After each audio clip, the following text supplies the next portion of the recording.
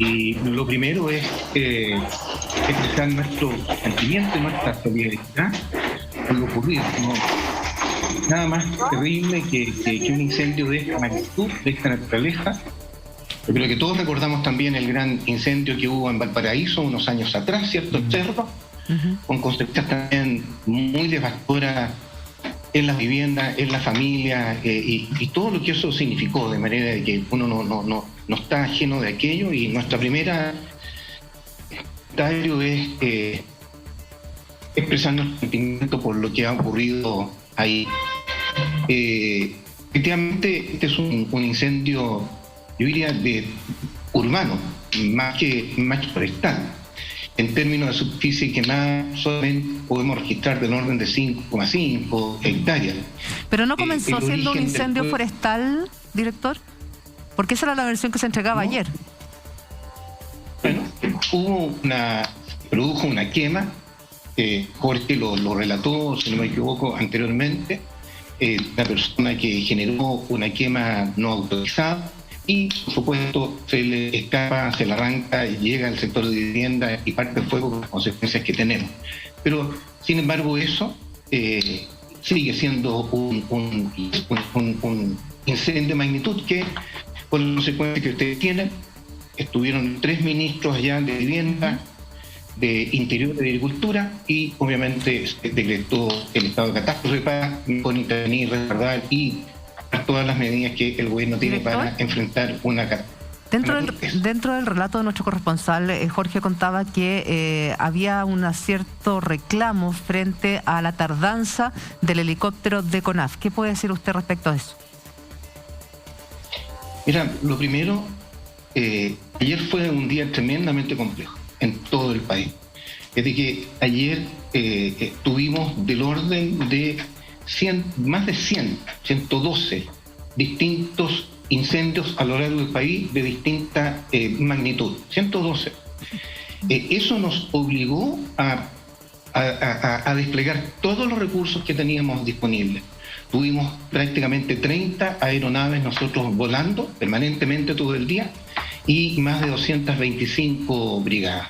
Eso como información general. En ese contexto ocurre este accidente en Castro, en una comuna que por sus características de temperatura no estaba dentro del sistema de prognosis que nosotros llamamos botón rojo, por lo tanto no lo teníamos en alerta por las condiciones naturales que se observaban ahí, y se genera este foco en forma intempestiva que comienza y causa el incendio. Inmediatamente de eso movilizamos recursos que teníamos instalados en Puerto Montt a objeto de que lleguen ahí, y en definitiva al final estuvieron combatiendo 2 helicópteros, uno de la Corporación Nacional Forestal, otro de la Fuerza Aérea.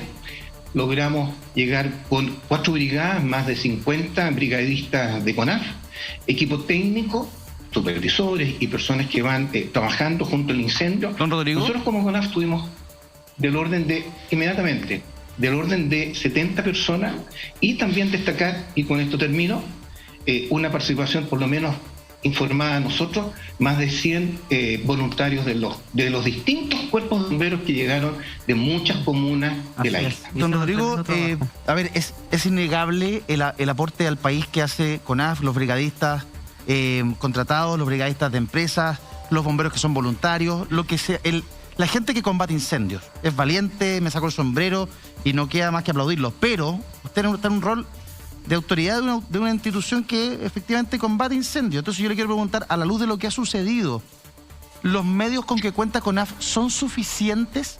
Porque la gente lo que nos dice desde el sur es que la reacción fue tardía, que la reacción fue lenta, que se podría haber hecho más rápido. Se lo planteo y respóndame con la mayor honestidad posible. ¿Le gustaría tener más? ¿Se puede tener más?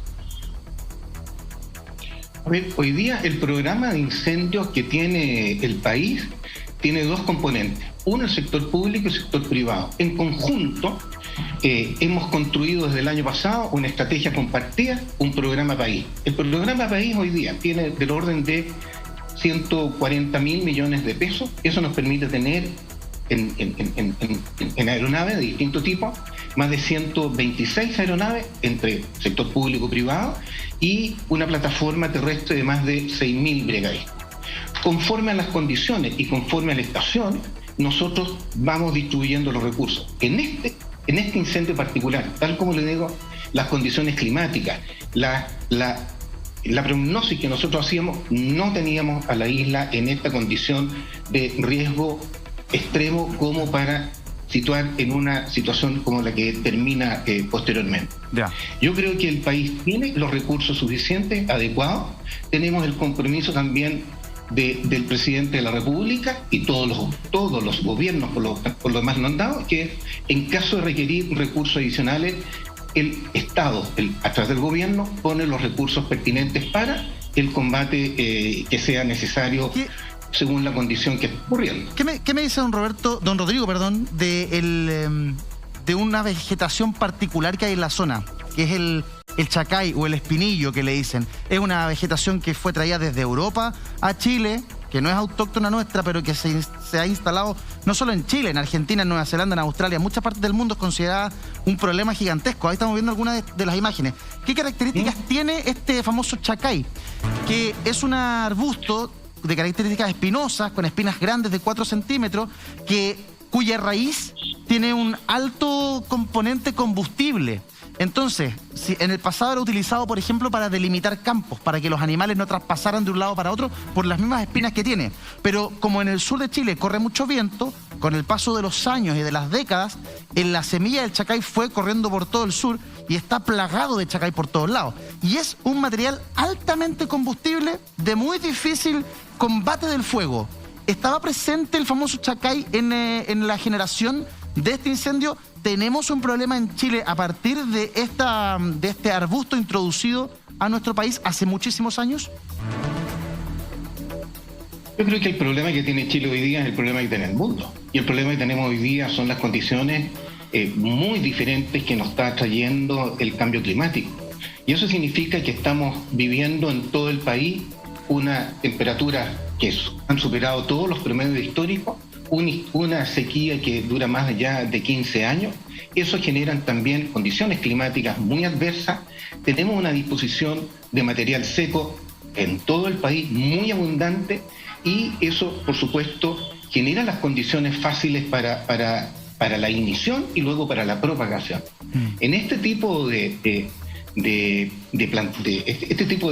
planta arbórea, que es más bien un arbusto, está seco, está estresado y, por supuesto, a eso agreguémosle las condiciones de viento que había ayer, claro, se propaga con mucha facilidad. Pero yo diría de que en general es un fenómeno no solo de la isla, sino que de muchos otros lugares en Chile donde nos encontramos con una cantidad de material disponible, fundamentalmente por el factor sequía, las altas temperaturas y lo que hemos visto hoy día que son las olas de calor. Y las olas de calor se definen con más de 3 días en adelante con temperaturas por sobre el promedio histórico de todas maneras. Ante el panorama que nos plantea el director ejecutivo de CONAF, senador, ¿no debiésemos ver la manera de planificar hacia el futuro de otra manera el combate de los incendios a lo largo y ancho del país? Porque usted nos decía en Antofagasta incendios, después de los incendios de Santa Elena en el sur, la zona centro-sur del país, que vivimos una tragedia, también nos vimos desbordados. Valparaíso, ¿para qué decir? Valparaíso está en otra parte, pero el fenómeno de las quebradas y el viento se replica a lo que hemos visto en Castro ahora.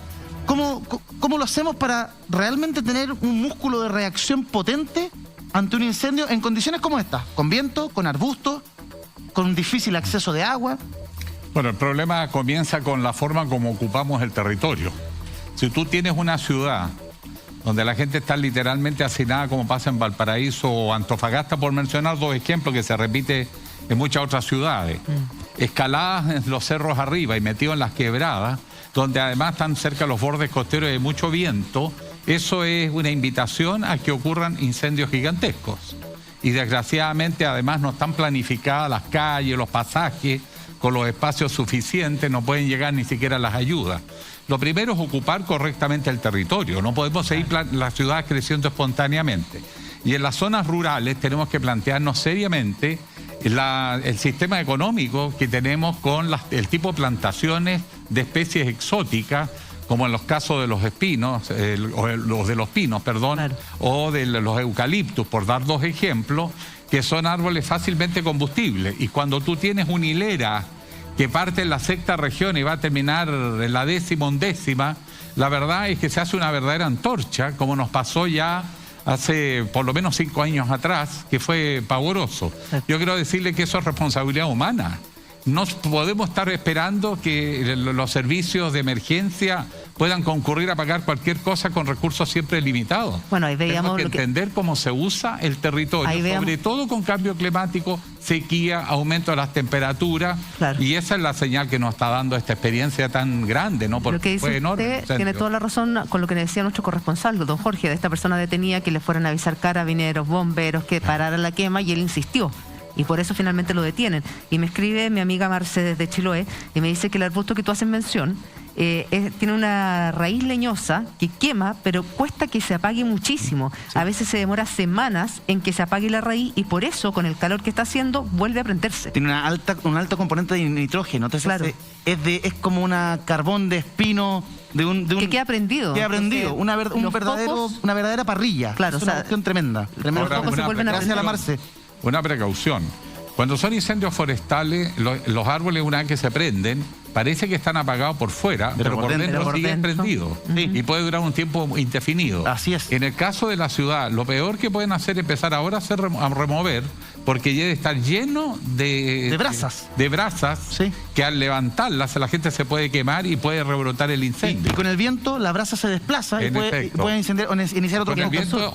Puede una brasa cruzar 100 metros y más, 200 metros, y ir a generar un incendio a más distancia. Por lo tanto, lo que está pasando ahí tiene que manejarse con medidas excepcionales. Saludamos a esta hora a Víctor Pinto, periodista de Castro Municipio TV, que está en otro sector de esta tragedia, de esta verdadera tragedia. Víctor, muy buenas tardes. ¿Cómo estás?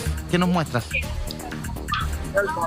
Buenas tardes. Sí, es una situación dramática la que estamos observando a esta hora. Hemos apreciado el momento de la emergencia durante la jornada de ayer, exactamente a esta misma hora, y por la noche las imágenes eran dramáticas.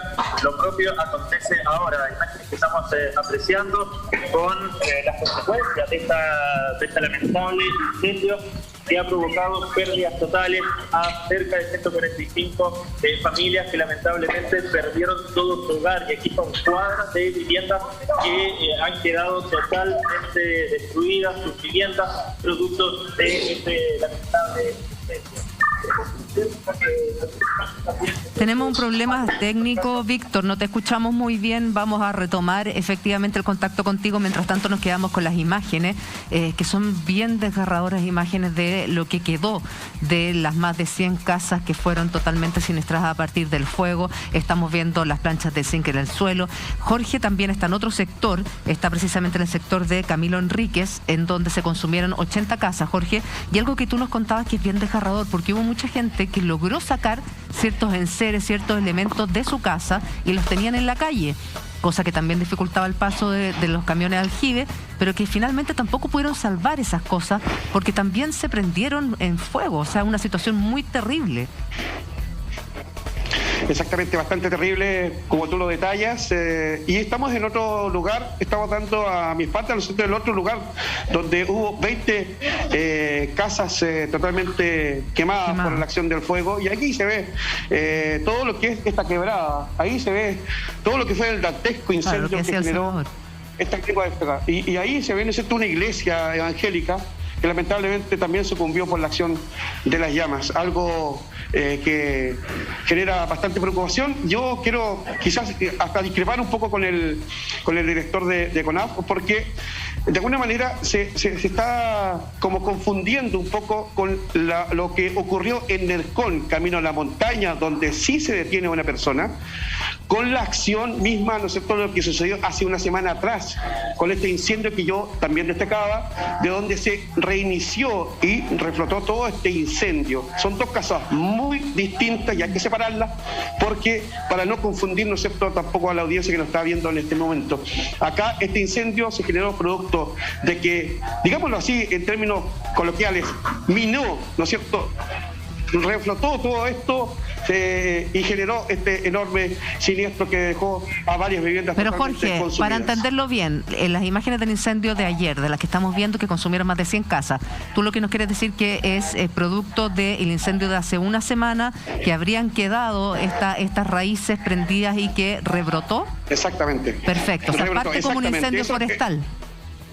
Exactamente, por eso quería discrepar un poco, porque nace como un incendio forestal debido a que de todas maneras hubo trabajo de CONAF y hubo trabajo de bomberos, se liquidó ese sector, pero aún así rebrotó, producto, ¿no es cierto?, quizás de falta de agua para poder llegar, ¿no es cierto?, a otros puntos que estaban ahí, porque este tipo de incendios lamentablemente se hacen subterráneos. Exacto. Y genera el rebrote posterior y de ahí produce este enorme incendio. Perfecto, aclarado el punto. ¿Cómo está la gente? Tengo entendido que todas las personas que quedaron damnificadas no estaban en el refugio, precisamente volvieron a sus casas para ya empezar a limpiar, ver si podían rescatar algo. Sí, en este minuto la gente ya ha podido pasar, están sacando todas las latas para que los escombros puedan ser derivados a un vertedero y poder comenzar con la reconstrucción. Y la verdad que se ven caras muy tristes, muy preocupadas, pero también con la garra que tiene el chilote, eso que caracteriza el chilote, que de las cenizas se van a hacer y se va a reconstruir todo esto, porque el chilote es fuerte, porque el chilote es así, sí. El chilote, ¿no es cierto?, es de garra, de corazón, y nosotros somos parte de Chiloé, entonces conocemos muy bien a estas personas que van a salir adelante. Va a costar, claro que sí, porque de la noche a la mañana no se levanta una casa, pero sí sabemos que ellos están con mucha fuerza para poder continuar adelante. Ha llegado una gran cantidad de desafíos Chile también, de la IEP, de empresas particulares, empresas privadas que han venido a aportar con lo suyo de alguna u otra manera para que esto comience a resurgir. Bomberos sigue trabajando a full en este lugar, producto de que el momento cuando se sacan estas latas o este zinc que quedó de las casas, se está volviendo a iniciar algunos puntos calientes, y eso está muy atentos bomberos de diferentes compañías de Castro para apagarlas y combatirlas en caso de cualquier cosa, porque esto va a durar varios días, esto va a ser así, se va a ir removiendo escombros y va a renacer y va a rebrotar. Entonces es súper necesario que bomberos esté presente constantemente, como lo ha hecho durante todo el día de ayer a partir de las 5 de la mañana con el hecho, ¿no es cierto?, que ocurrió a la salida norte de Castro en el sector de Tentén. Sí, yo creo que es bien importante recoger las palabras del director de CONAF en el sentido de que aquí hay condiciones estructurales y globales que favorecen estos incendios más allá de las causas inmediatas que se están precisando, pero estamos viviendo un cambio climático muy inquietante. Acaba de terminar hace un mes atrás aproximadamente la cumbre COP26 en Glasgow. Los avances en materia de acuerdos intergubernamentales fueron bastante tímidos, y creo que es el momento de tener tolerancia cero respecto al negacionismo en estas materias, porque ha llegado a mencionarse incluso en programas presidenciales, y que el debate político en Chile, porque no hay otra manera de enfrentarlo que no sea con políticas públicas globales, internacionales, y que el debate político en Chile o en cualquier país del mundo se vea contaminado por estos mensajes o discursos negacionistas que ponen en duda la participación humana en el cambio climático, tiene que ser frenada de manera completamente radical, y creo que en ese sentido es bien interesante que la CONAF entregue ese mensaje cada vez que existan estas catástrofes, porque no podemos naturalizarlas. Estas catástrofes han existido siempre en Chile, pero es evidente que se han ido magnificando producto de estas condiciones estructurales derivadas del calentamiento global. No sé si me permiten algo en estudios. Sí, claro, estamos escuchando, Jorge. Sí, solamente para poder hacer un punto con respecto a la labor de Carabineros, porque Carabineros llegó con el laboratorio que tienen, ¿no es cierto?, en la OCAR, y realizó durante toda esta mañana una investigación. Por eso no podían llegar tampoco las autoridades, porque tenían que terminar su labor de investigación de este incendio, y yo creo que lo tienen súper claro, pero ese antecedente, ¿no es cierto?, va a ser entregado a, no sé si el procedimiento es el juzgado de garantía o algún fiscal, digamos así, algún fiscal que se determine para que investigue este hecho y vea los resultados posteriores. Ojalá que sean los resultados lo más pronto posible para ver por qué se produjo este enorme incendio que se llevó más de 100 casas. Importante el antecedente que nos aporta Jorge. Ahora sí tenemos recuperado a Víctor Cancino, a Víctor Pinto, perdón. Víctor, ya estás ahí, tu audio está chequeado. Cuéntanos, ¿en qué sector te encuentras tú? ¿Qué es lo que la gente más requiere hoy día? ¿Cómo podemos canalizar ayuda para la gente de Castro? Sí, ¿qué tal? ¿Cómo están? Buenas tardes. El saludo para ustedes que nos están siguiendo a esta hora. Es una jornada lamentable, una jornada triste posterior a este voraz incendio que ha consumido más de un centenar de viviendas acá en la comuna de Castro, específicamente en la población Camilo Enrique. Nosotros nos ubicamos en calle Héctor Márquez. En este lugar se están intensificando los trabajos de carabineros. También ha llegado personal de la empresa eléctrica de este lugar a poder restablecer de alguna manera la electricidad en esta zona que también ha quedado sin suministro. Y tenemos imágenes de lo que está sucediendo en este preciso instante y de las consecuencias de este lamentable incendio. Un incendio que a esta hora, ayer se estaba iniciando aproximadamente. Anoche nos mostró una cara muy, pero muy triste, similar a ciudades que apreciamos en las películas, que tiene que ver con días posteriores a un bombardeo, a una guerra. Esa era la sensación que existía anoche aquí en el sector de la población Camilo Enríquez. Hoy la situación ha cambiado. Hoy por la mañana muchos vecinos se han aproximado a poder recoger estos escombros, a poder llevar adelante el retiro de lo que quedó, de los materiales que lamentablemente fueron consumidas por las llamas. Nosotros nos encontramos junto a una de las vecinas que lamentablemente se le quemó su hogar, que lamentablemente perdió su propiedad y que está ubicada acá, como lo mencionábamos, en calle Héctor Márquez. ¿Cómo le va, vecina? Cuéntanos su nombre. María Marta Perán. Doña María, bueno, una situación compleja, el avance de las llamas que llegó hasta lamentablemente su vivienda. ¿Cuál es su sensación en el día después, al ver cómo todo esto que es material lamentablemente se ha perdido? Todo, no quedó nada, todo mi refri que tenía, saqué nada, ando con los puestos, solamente con los puestos. Quedó todo quemado ahora cuando vine a ver. ¿Dónde se está quedando? No alcanzó a recuperar absolutamente. Nada, hasta mi animal se quemaron, mis gatos, están todos quemados en las cuestiones. Y ahora tengo que, no sé cómo recuperaré mi casa, tengo que volver a tener mi casa. ¿Dónde se está quedando? ¿Quién la está apoyando, Víctor? Y eso que digo, estoy diciendo, ya no sé cómo más puedo hacer. Sí, me consultan desde estudio, ¿cómo la están apoyando ustedes? ¿Han llegado, ha llegado ayuda efectiva hacia su vivienda? No. Nada. Bueno, nada de ayuda me han llegado. ¿Y dónde se está quedando? Sí. Oiga, y cuéntenos dónde se está quedando. Estaba quedando en la casa de mi amiga, la que está ahí. Ahí me quedé anoche. Ahí se quedó anoche. Y estuve enferma, estuve hasta los consultorios que está, porque ya no soportaba, porque vi mi casa acá, me dio un desmayo. Bueno, mucha gente llegó al CEFAM y al hospital.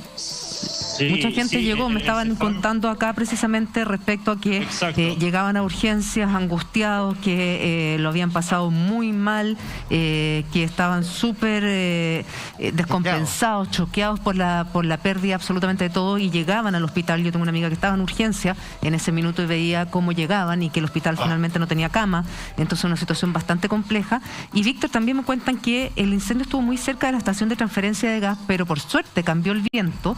Y ya igual esa planta habían tomado todas las medidas, habían reaccionado y todo, o sea, estaba todo seguro, pero por suerte cambió el viento y el incendio se fue hacia otro sector. Se desvió. Claro. Oye, Víctor, me gustaría pedirte si puedes recorrer el sector para que nos hagamos una idea de cómo quedó esto. Trata de conversar con más vecinos, con más vecinas, respetando, por supuesto, un momento tremendamente difícil. Si tú estimas que es muy necesario, si alguien quiere enviar un mensaje, podemos prestar la cámara y el micrófono. Si alguien no quiere conversar, por favor, respetemos esa distancia. Es un momento de mucho dolor y hay que también tener mucho cuidado con la dignidad de las personas y no revictimizarlas en un momento que es muy difícil para cualquier ser humano.